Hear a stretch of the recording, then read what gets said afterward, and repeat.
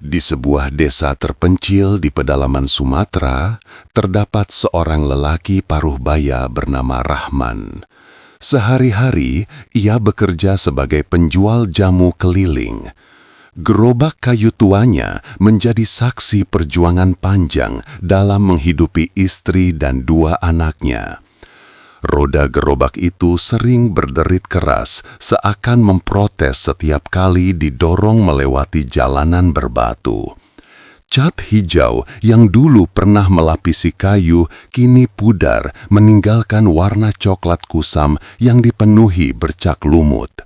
Namun bagi Rahman, gerobak itu adalah harta paling berharga, karena dari sanalah rezekinya mengalir meski sedikit. Setiap pagi, Rahman sudah bersiap.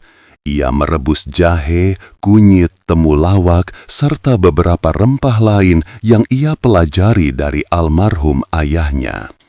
Ramuan itu dituangkan ke dalam botol kaca bening yang sudah lama digunakan. Beberapa botol bahkan retak di sisi, tapi tetap dipakai karena Rahman tak mampu membeli yang baru. Ia lalu menyusun botol-botol itu di rak gerobaknya sebelum berkeliling ke desa-desa sekitar. Sayangnya, nasib Rahman kurang beruntung. Banyak orang di desa lebih memilih membeli jamu instan dalam kemasan yang dibawa pedagang dari kota. Jamu Rahman dianggap terlalu pahit, aromanya terlalu tajam, dan kemasannya tak menarik. Hasilnya, sehari kadang hanya 2 atau 3 botol terjual. Sisanya, ia bawa pulang, diminum sendiri, atau diberikan pada tetangga secara cuma-cuma. "Sabarlah bang," ujar istrinya suatu malam sambil menyalakan pelita. "Mungkin besok laku lebih banyak." Rahman hanya mengangguk, senyumnya hambar. Dalam hati ia merasa lelah. Usianya makin bertambah, tubuhnya makin rentah, namun hidup tak kunjung membaik. Ia bahkan sering berhutang ke warung untuk sekadar membeli beras. Suatu malam, selepas berjualan di desa tetangga, Rahman memutuskan pulang lewat jalan hutan kecil untuk mempercepat perjalanan. Bulan separuh tampak pucat di langit, sinarnya menembus celah pepohonan tinggi. Suara jangkrik dan serangga malam saling bersahutan, menambah kesunyian yang merayap di sepanjang jalan. Gerobak tuanya berderit keras, membuat Rahman sering menoleh ke belakang, takut ada sesuatu yang mengikutinya. Saat melewati tikungan sepi, Rahman mendengar suara samar, seperti bisikan halus. Ia berhenti, menajamkan telinga. "Rahman?" Suaranya lembut, tapi jelas memanggil namanya. Rahman bergidik, ia melihat sekeliling, namun tak ada siapa-siapa. "Siapa itu?" tanyanya dengan suara bergetar.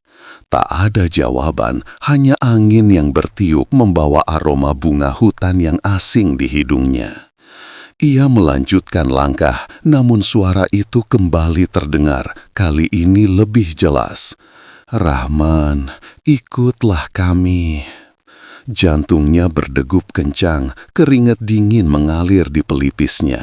Dari kejauhan, di antara pepohonan, terlihat cahaya samar seperti lampu minyak yang berayun. Cahaya itu bergerak perlahan, seakan menuntunnya. Anehnya, meski ketakutan, kaki Rahman justru melangkah mendekat.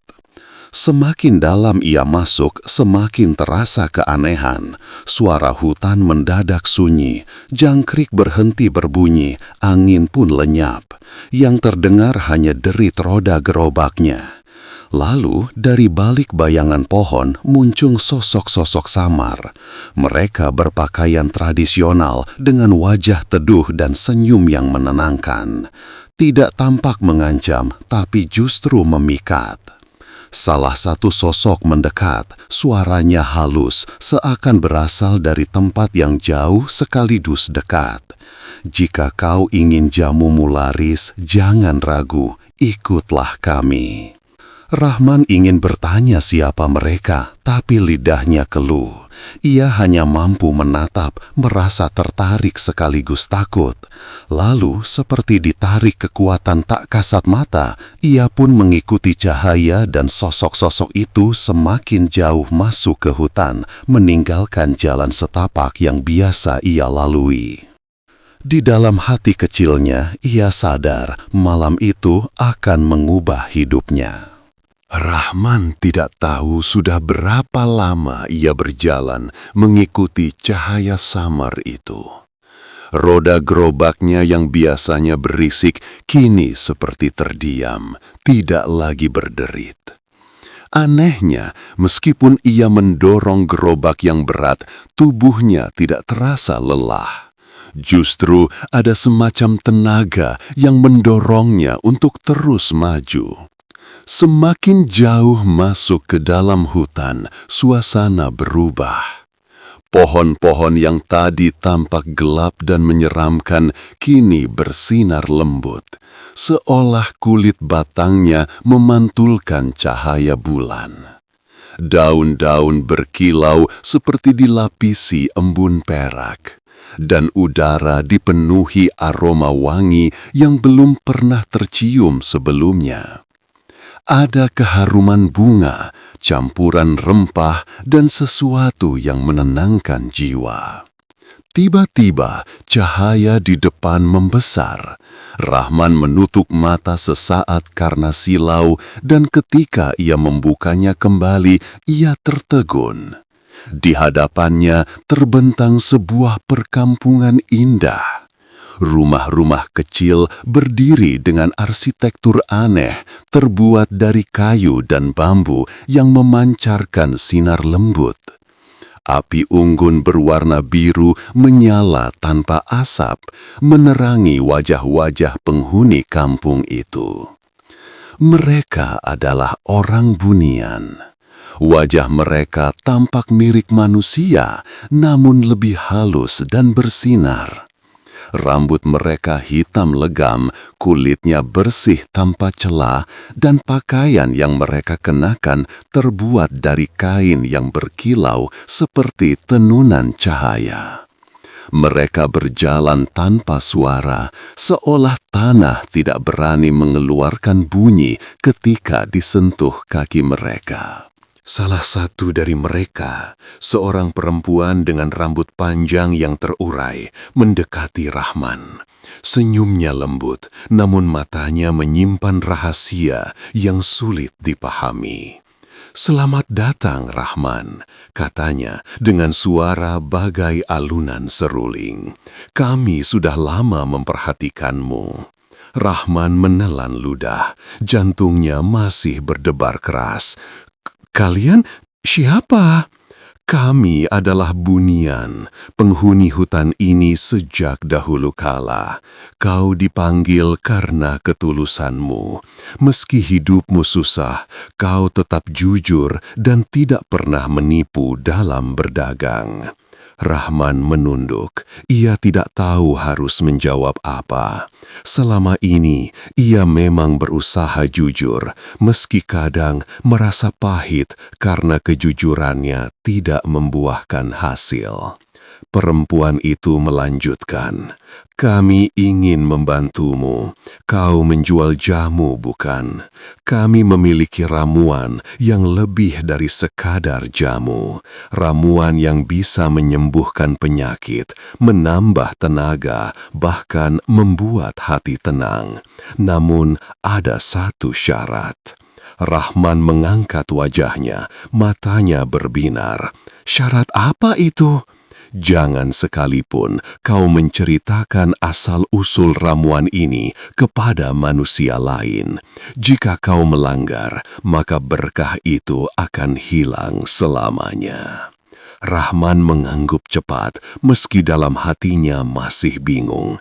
Bagaimana mungkin ia mendapat ramuan dari dunia gaib? Tapi tatapan orang-orang bunian itu membuatnya yakin. Perempuan itu lalu memberi isyarat. Dari dalam rumah kayu yang bercahaya, seorang pria bunian keluar, membawa wadah berisi ramuan cair berwarna keemasan. Aromanya harum sekali, campuran antara kunyit, jahe, dan sesuatu yang asing namun menenangkan. "Ramuan ini hanyalah contoh," ujar perempuan itu. "Mulai besok, kami akan mengajarkanmu cara meraciknya.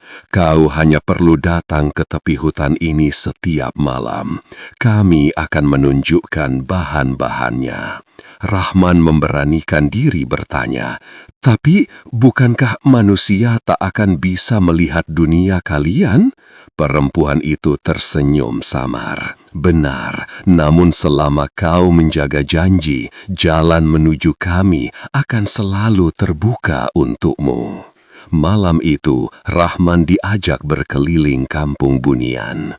Ia melihat ladang penuh tanaman aneh yang bercahaya, sungai dengan air sebening kristal, dan bunga-bunga yang membuka kelopak meski tengah malam. Bunian menunjukkan beberapa tanaman obat yang belum pernah ia kenal sebelumnya. Ada daun berwarna perak yang bisa menurunkan demam, akar merah yang memperlancar peredaran darah, dan bunga ungu yang aromanya menenangkan pikiran. Campurkan bahan-bahan ini dengan ramuanmu yang biasa, maka jamumu akan berbeda dengan yang lain, kata salah seorang bunian. Rahman menyimak dengan penuh takjub. Ia merasa seperti murid kecil yang belajar dari guru agung. Hatinya bergetar, mungkin inilah jawaban dari doa-doanya selama ini. Ketika waktu hampir fajar, bunian itu mengantarnya kembali ke jalan setapak. Cahaya kampung mereka perlahan meredup, berganti dengan gelapnya hutan seperti semula. Rahman menoleh, namun kampung itu sudah hilang, seakan hanya mimpi. Di tangannya masih tergenggam botol kecil berisi ramuan emas yang mereka berikan. Ia berdiri lama di sana, mencoba meyakinkan dirinya bahwa semua yang dilihatnya nyata. Lalu ia menarik napas panjang dan bergegas pulang. Di dalam hati tumbuh harapan baru bahwa esok hari akan berbeda dari hari-hari sebelumnya. Rahman tidak tahu perjanjian yang ia buat malam itu akan menjadi awal dari perjalanan penuh misteri, kejayaan, dan juga kehancuran. Pagi itu, Rahman bangun lebih cepat dari biasanya. Embun masih menempel di dedaunan dan ayam jantan baru saja berkokok ketika ia mulai menyiapkan bahan jamu. Namun kali ini ada sesuatu yang berbeda.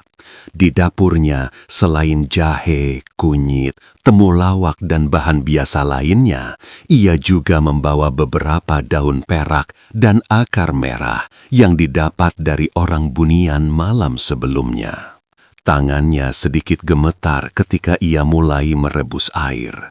Ia merasa seperti sedang memegang rahasia besar yang tidak boleh diketahui siapapun, bahkan istrinya. Sambil menunggu rebusan mendidih, ia membuka botol kecil berisi cairan emas pemberian bunian.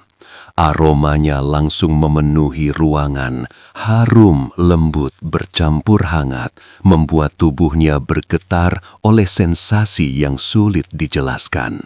Dengan hati-hati, ia menuangkan sedikit cairan itu ke dalam panci rebusan. Seketika, air mendidih tenang seperti jinak, lalu berubah warna menjadi coklat keemasan yang jernih. Asap yang keluar pun bukan lagi bau jamu pahit yang biasanya membuat tetangga mengeringit, melainkan aroma wangi yang menenangkan, seakan-akan menyapu lelah dan resah dari hati siapapun yang menghirupnya. Subhanallah, bisik Rahman dengan mata berbinar, benar-benar ramuan ajaib. Botol-botol jamu ia isi dengan hati-hati, lalu ia susun di gerobak tuanya. Meskipun gerobak itu tampak kusam dan reyot, entah kenapa hari itu ia terlihat lebih gagah. Rahman pun berangkat menuju pasar desa dengan penuh semangat, mendorong gerobaknya sambil sesekali mengusap keringat. Di pasar, awalnya tak ada yang berbeda. Para pedagang sibuk dengan dagangan masing-masing dan beberapa orang hanya melirik gerobak Rahman tanpa berniat mendekat. Namun ketika ia membuka botol pertama, aroma jamu itu menyebar ke udara. Orang-orang yang lewat tiba-tiba berhenti. Bau apa ini? Wangi sekali, ujar seorang ibu muda sambil menoleh. Itu jamu Rahman ya? Biasanya pahit, tapi kali ini kok harum? Dengan tersenyum, Rahman menawarkan, "Silakan coba, Bu, jamu sehat, segar, menghangatkan badan."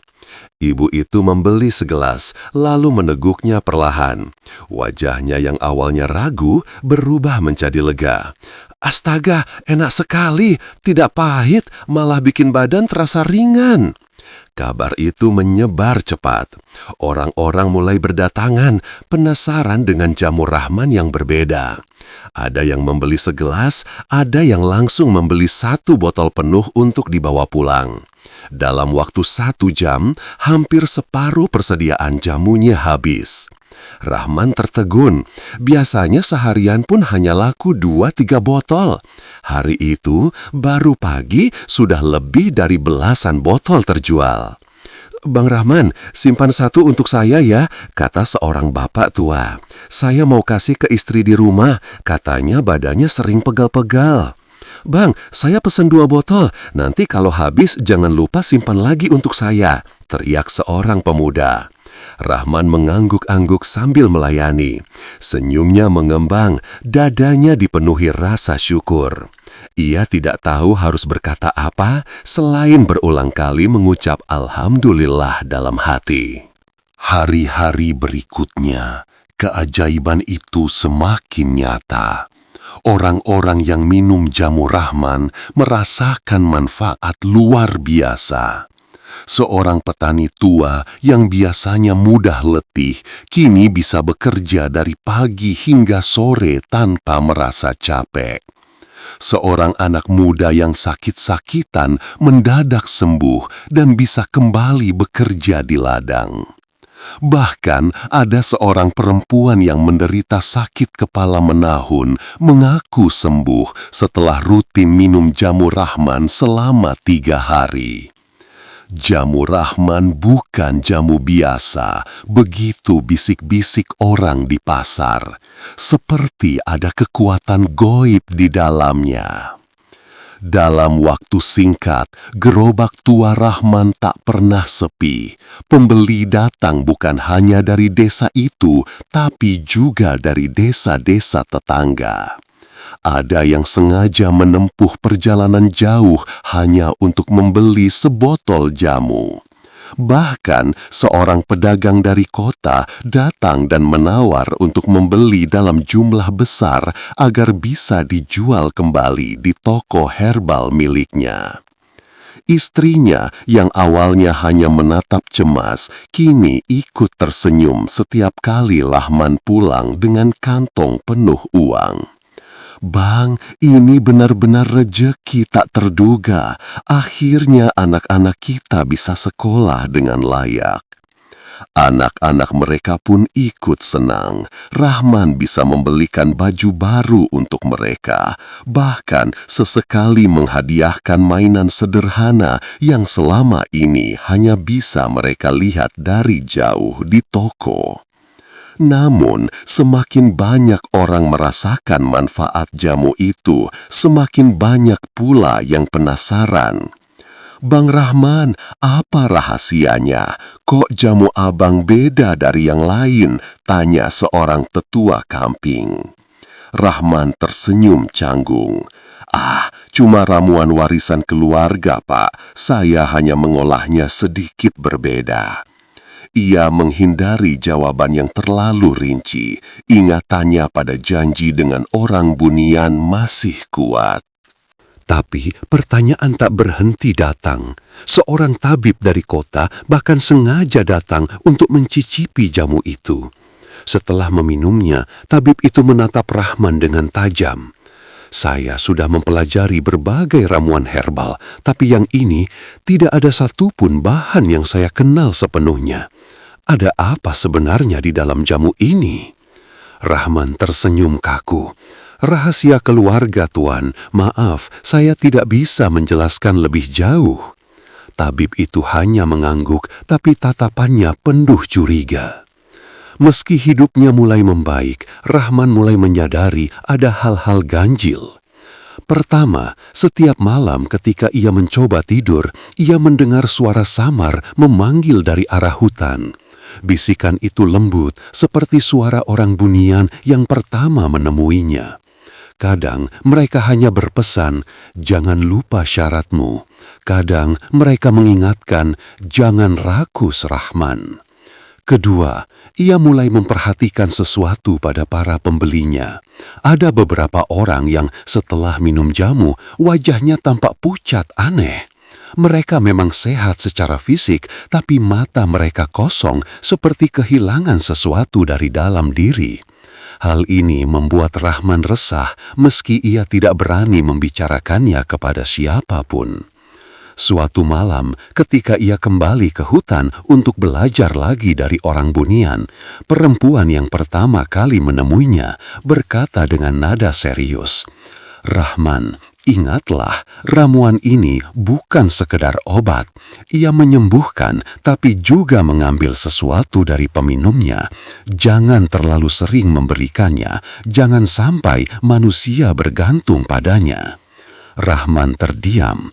Ia ingin bertanya lebih jauh, tapi kata-kata itu membuatnya takut. Apa maksud mengambil sesuatu? Meski dihantui keraguan, Rahman tidak bisa berhenti menjual jamu itu. Setiap hari gerobaknya penuh pembeli dan ia mendapat lebih banyak uang dari sebelumnya. Kehidupannya berubah drastis, rumahnya diperbaiki, anak-anaknya berpakaian rapi, bahkan istrinya kini sering dipuji karena terlihat lebih segar. Namun, di balik semua itu, perasaan bersalah mulai menggerogoti hati Rahman. Ia teringat pada pembeli yang matanya kosong, teringat pada bisikan bunyian yang selalu mengingatkan syarat, dan teringat pada wajah tabib yang curiga.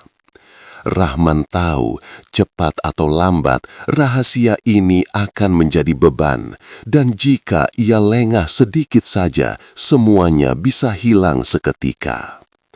Malam itu, setelah semua orang di rumah tertidur, ia duduk sendirian di serambi, memandangi hutan yang gelap. Angin malam berhembus pelan, membawa bisikan samar dari kejauhan. "Rahman." Bisikan itu terdengar jelas, membuat bulu kuduknya meremang. Ia menutup wajar dengan kedua tangan, hatinya diliputi kegelisahan. Keberuntungan ini, apakah benar-benar berkah atau justru kutukan yang perlahan menjeratnya? Hari-hari penuh kejayaan Rahman berjalan seperti mimpi. Jamu ajaibnya laris di pasar, para pembeli berebutan, bahkan beberapa orang rela membayar jauh lebih mahal hanya agar mendapat satu botol. Nama Rahman terdengar hingga kota, dan ia sering dipanggil tabib kampung oleh orang-orang yang datang. Namun di balik itu semua, rasa was-was tak pernah benar-benar hilang. Setiap malam, suara bisikan dari hutan semakin sering terdengar. Kadang berupa peringatan, kadang berupa ancaman halus. "Jangan melanggar janji." Begitu suara itu mengiang di telinga. Rahman selalu menggigil mendengarnya, namun berusaha menenangkan hati dengan berpura-pura lupa. Suatu sore, ketika ia sedang merapikan gerobak setelah pulang dari pasar, datanglah seorang tamu yang tidak asing, tabib dari kota yang dulu pernah mencicipi jamunya. Tabib itu kini membawa beberapa orang murid, wajahnya serius dan penuh selidik. "Pak Rahman," katanya, "saya sudah meneliti jamu yang saya beli dari Anda tempo hari. Rasanya ada bahan yang tidak dikenal, bukan dari tumbuhan yang biasa tumbuh di bumi. Tolong katakan dari mana Anda mendapatkannya." Rahman tertegun, peluh dingin mengalir di pelipisnya. Ia mencoba tersenyum. "Ah, Tuan, itu hanya racikan turun-temurun keluarga. Mungkin Tuan belum pernah melihat karena tumbuhan itu jarang." Namun tabib itu tidak puas. Ia menatap Rahman dalam-dalam. "Saya bukan orang bodoh, Rahman. Ada kekuatan lain di balik ramuanmu. Jika kau tidak jujur, aku akan melaporkanmu kepada penguasa kota. Bisa jadi ini berbahaya bagi orang banyak." Kata-kata itu seperti pisau menancap di dada Rahman. Ia gelisah, takut, dan di saat yang sama merasa terpojok. Dadanya berdebar keras. Dalam benaknya teriang kembali larangan bunian. Jangan ceritakan asal-usul ramuan ini. Namun mulut manusia kadang tak bisa dikendalikan. Tekanan, rasa bangga, dan ketakutan bercampur aduk. Rahman akhirnya tergelincir. Dengan suara bergetar, ia berkata lirih, "Ramuan ini bukan dari dunia manusia. Aku mendapatkannya dari makhluk halus, dari orang bunian di hutan." Sejenak keheningan merayap, mata para murid tabib membelalak, dan tabib itu tersenyum miring, seakan puas telah mendapat jawaban. Namun di saat yang sama, angin malam bertiup kencang, membuat lampu minyak di rumah Rahman bergoyang hebat. Dari kejauhan terdengar suara aneh seperti ratapan panjang yang melayang di udara. Sejak pengakuan itu, semuanya berubah. Keesokan harinya, ketika Rahman menjajakan jamu di pasar, orang-orang yang biasanya berebut tiba-tiba merasakan hal ganjil. Jamu yang mereka minum tidak lagi harum menenangkan, melainkan pahit getir, meninggalkan rasa panas di tenggorokan. Beberapa orang langsung muntah, ada pula yang mengeluh pusing hebat. "Bang Rahman, jamu abang berubah rasanya. Ada apa ini?" teriak seorang pembeli. "Ini tidak seperti biasanya. Apa kau menipu kami selama ini?" teriak yang lain. Kerumunan mulai ribut. Rahman panik. Ia mencoba menjelaskan, tapi suaranya tenggelam di tengah amarah orang-orang. Beberapa bahkan membuang botol jamu ke tanah, kaca pecah berserakan. Rahman pulang dengan wajah muram, membawa gerobak tua yang kini kembali sepi. Di rumah, istrinya bertanya dengan cemas, namun Rahman hanya diam, duduk memegangi kepala.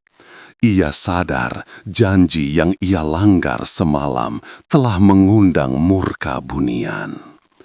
Malam itu, ia terbangun karena suara gaduh di luar rumah.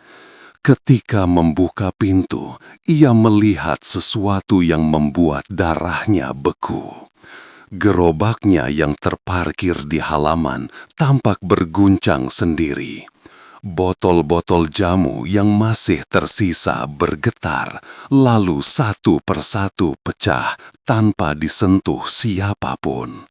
Dari pecahan kaca itu keluar cairan hitam pekat yang merembes seperti darah busuk. "Rahman!" Suara itu terdengar jelas, kali ini tidak samar. Dari arah hutan, tampak cahaya hijau pucat mendekat perlahan. Bayangan sosok-sosok bunian muncul, tapi wajah mereka tidak lagi teduh seperti dulu. Mata mereka merah menyala, senyumnya menyeramkan. Rahman mundur dengan tubuh gemetar. Ampuni aku tidak sengaja, aku terpaksa. Sosok perempuan bunian yang dulu menyambutnya maju ke depan, namun kini wajahnya dingin, tatapannya menusuk seperti pisau. Kau telah melanggar janji, Rahman. Kau telah membuka rahasia kami kepada manusia. Kau telah mengotori berkah yang kami berikan dengan keserakahanmu. Rahman jatuh berlutut, air matanya mengalir deras. Aku hanya ingin hidup lebih baik untuk keluargaku. Aku tidak bermaksud. Janji adalah janji. Suara perempuan itu bergema, seolah datang dari segala arah. Berkah yang kami berikan, kini kami tarik kembali. Mulai malam ini, kau tidak akan merasakan kedamaian lagi. Tiba-tiba, angin kencang berputar di halaman. Rumah Rahman berderak, atapnya nyaris terangkat. Istrinya dan anak-anak terbangun, menjerit ketakutan melihat pemandangan itu. Botol-botol jamu yang pecah mengeluarkan cairan hitam semakin banyak, menyebar seperti akar yang menjalar ke tanah. Rahman mencoba memeluk keluarganya, tapi tubuhnya tiba-tiba terangkat oleh kekuatan tak kasat mata. Ia melayang di udara, lalu terhempas ke tanah dengan keras. Tubuhnya menggeliat, seolah ada sesuatu yang merambat masuk ke dalam dirinya melalui pori-pori. Jeritan Rahman terdengar panjang, memecah malam. Matanya memutih, tubuhnya kejang-kejang, lalu ia terbaring lemas. Bunian itu menatap dingin, lalu perlahan menghilang bersama cahaya hijau yang menyesakkan. Keesokan paginya, warga desa menemukan Rahman tergeletak di halaman rumahnya. Tubuhnya masih hidup, tapi matanya kosong, tatapannya hampa. Seolah-olah jiwa dan semangatnya telah disedot habis. Gerobaknya hancur, botol-botol jamu pecah, dan aroma busuk memenuhi udara. Tidak ada lagi wangi harum yang dulu membuat orang terpikat. Sejak hari itu, Rahman tidak pernah lagi menjajakan jamu. Ia hanya duduk diam di beranda rumah, menatap hutan dengan pandangan kosong. Sesekali bibirnya berbisik, "Aku melanggar janji, aku melanggar janji." Orang-orang desa berbisik-bisik, ada yang bilang Rahman kerasukan, ada pula yang percaya ia dihukum oleh makhluk halus. Namun satu hal pasti, kejayaannya berakhir secepat ia mendapatkannya. Istrinya merawatnya dengan sabar, tapi tak ada yang bisa mengembalikan Rahman seperti dulu. Anak-anaknya tumbuh dengan bayang-bayang ketakutan, selalu menghindari hutan, tempat ayah mereka dulu mendapat ramuan gaib. Hutan itu kini dijauhi orang. Konon, pada malam-malam tertentu, terdengar bisikan samar memanggil nama Rahman. Dan jika ada orang yang berani mendekat, mereka mengaku melihat sosok laki-laki tua duduk di bawah pohon, menatap kosong sambil menggenggam botol jamu retak yang berisi cairan hitam pekat. Rahman telah menjadi legenda di desa itu. Kisah tentang seorang penjual jamu yang diberkahi ramuan gaib, namun kehilangan segalanya karena satu hal, melanggar janji dengan dunia bunian.